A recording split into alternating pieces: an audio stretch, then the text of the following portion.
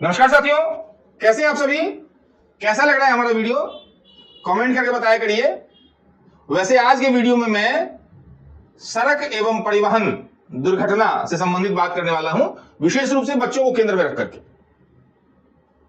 ये हमारे बच्चे जो आज बच्चे हैं, कल युवा होंगे और देश का भविष्य होंगे। उनकी सुरक्षा करना हमारी महनीय जिम्मेदारी है, महत्वपूर्ण जिम्मेदारी है।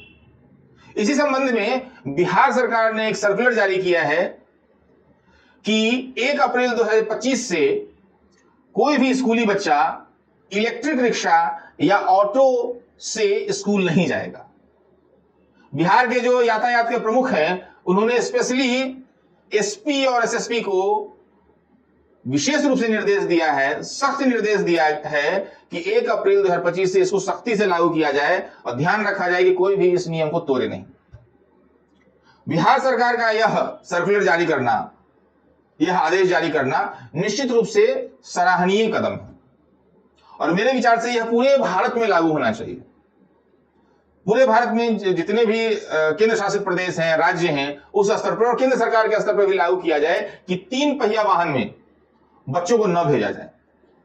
कई राज्यों में तो 3 पहिया वाहन में, जैसे विशेष रूप से ऑटो में तो नंबर प्लेट लगा हुआ है, लेकिन कई राज्यों में इलेक्ट्रिक रिक्शा में नंबर प्लेट तक नहीं लगा हुआ है, या उसके लगाने का प्रावधान होने के बाद भी बिना नंबर प्लेट के चलते हैं।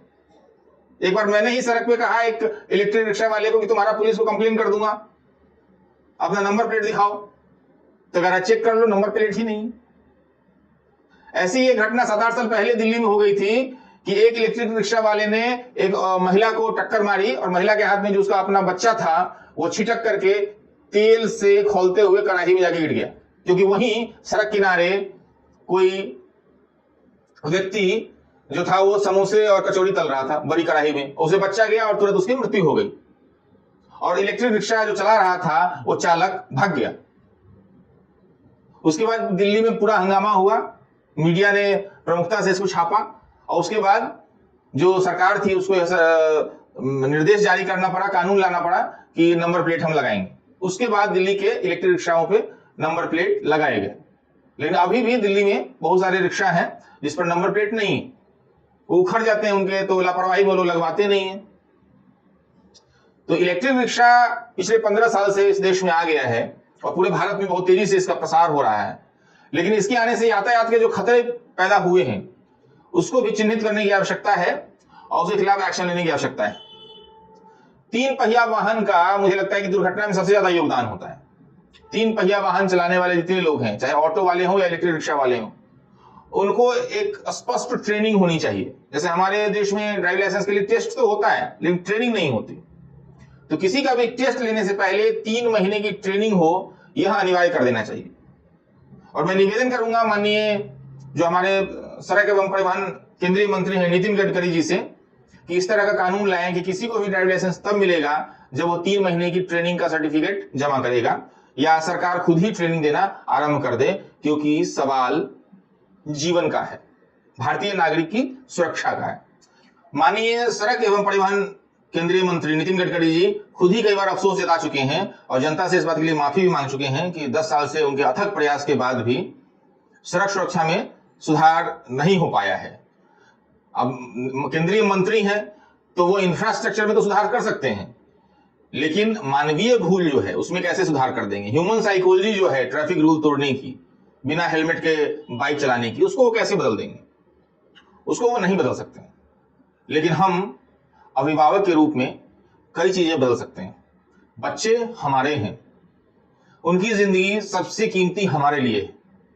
इसलिए अभिभावकों से मेरी गुजारिश है कि अपने बच्चों को खुद ही स्कूल जाकर के ड्रॉप करें, अगर बच्चे निश्चित रूप से अगर 10 साल से छोटे हैं, विशेष रूप से, क्योंकि 10 साल से जो बड़े बच्चे हैं वो थोड़े समझदार हो जाते हैं, उनको ट्रैफिक रूल का पता होता है, खुद भी रोड पार करके, सड़क पार करके वो स्कूल जा सकते हैं।